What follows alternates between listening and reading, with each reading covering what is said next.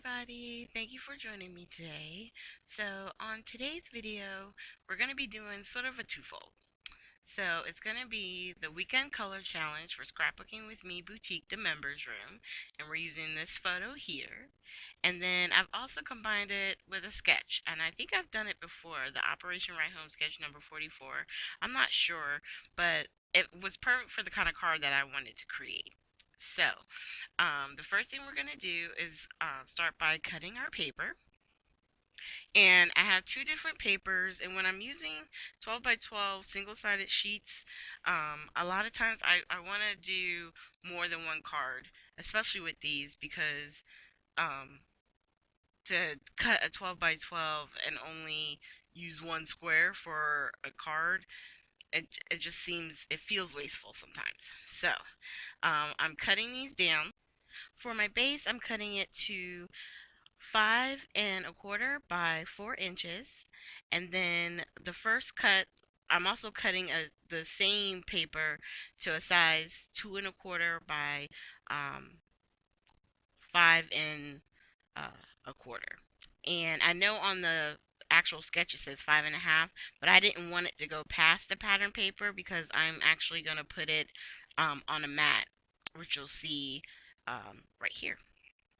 So my mat is going to be 1/8 of an inch bigger. So the white sheet that I'm using is 5 3/8 by 4 1/8.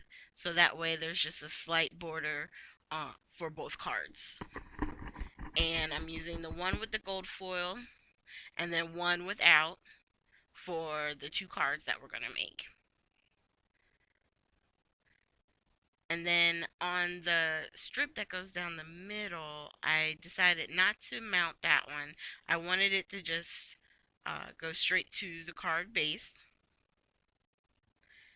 And once again, I am using my art glitter glue with the ATG because it does give me time to lay it down. If it's not straight or even, I still have time where I can kind of pull it up and straighten it before the glue sets in.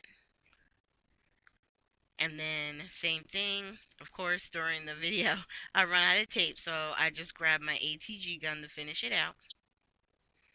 Because before I was using my little tape runner. And we're going to do the same thing with this one. Try and line it up to the grid mat so that way we can get it as straight as possible.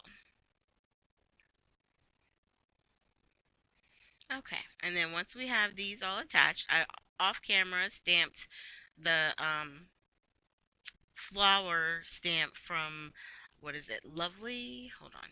It's from Concord and Ninth. I got it, I want to say last year. Hello, Lovely. Yeah. And I grabbed the Prima um, paints that were actually in the boutique last year, the metallic accents, and we're going to use those to color in. We're using the ultraviolet, and I'm just using my water brush and I'm putting it down initially as light as I can, and then as it dries I'm going to go back in and add a little bit more color and try and darken it in areas if I can. With the metallics it's hard to get shading and stuff, but you just try and add layers of color. If you add too much, blot it with a paper towel or a tissue, and then add some more color, let it dry. You can do a couple of different techniques.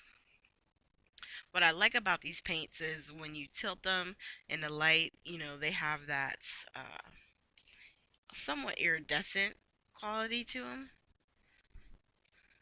So I'm just hitting up all the main flowers with the ultraviolet, and then on one of the leaves we're going to use Stardust, which is that color right before you get to the black, and then we're also going to use the Brilliant Gold.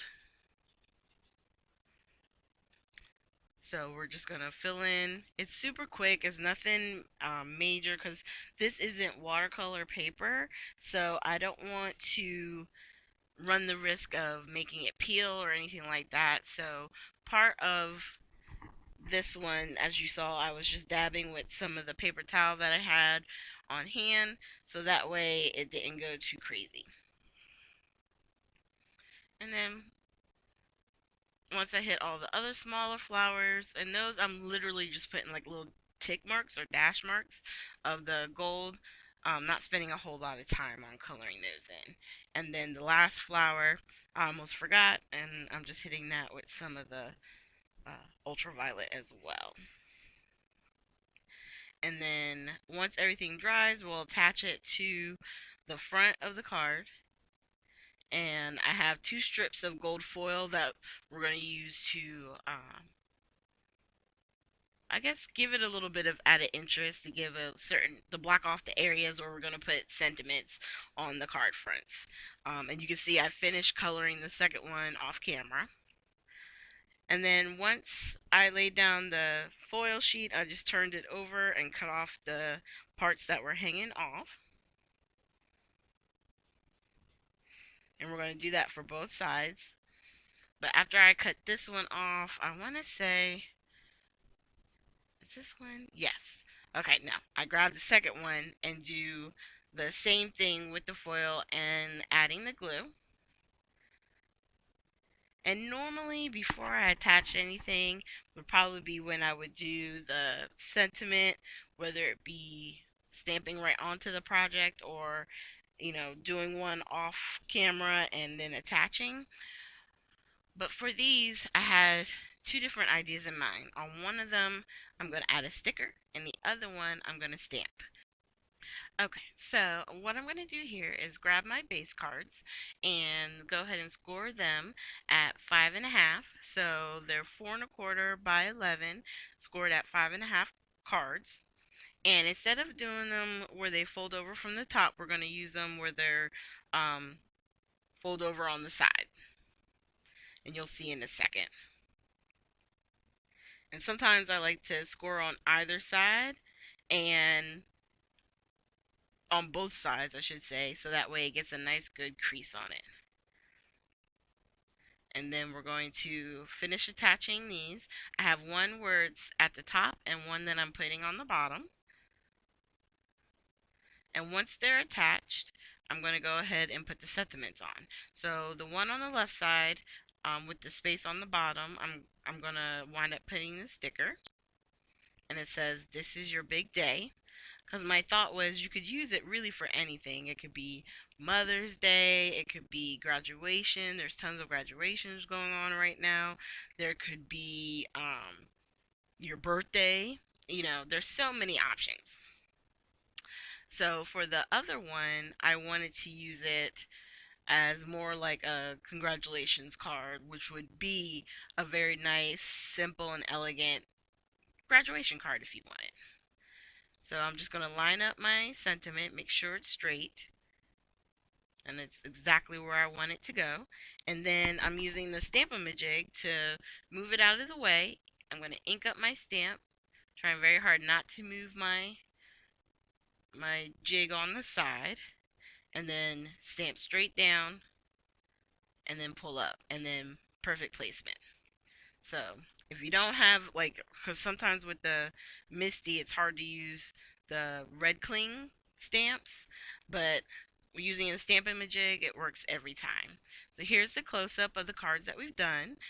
With the color challenge, using the purples and trying to get all the different shades, and then using a sketch, which just makes the process a little bit easier as far as trying to figure out how to bring the card together.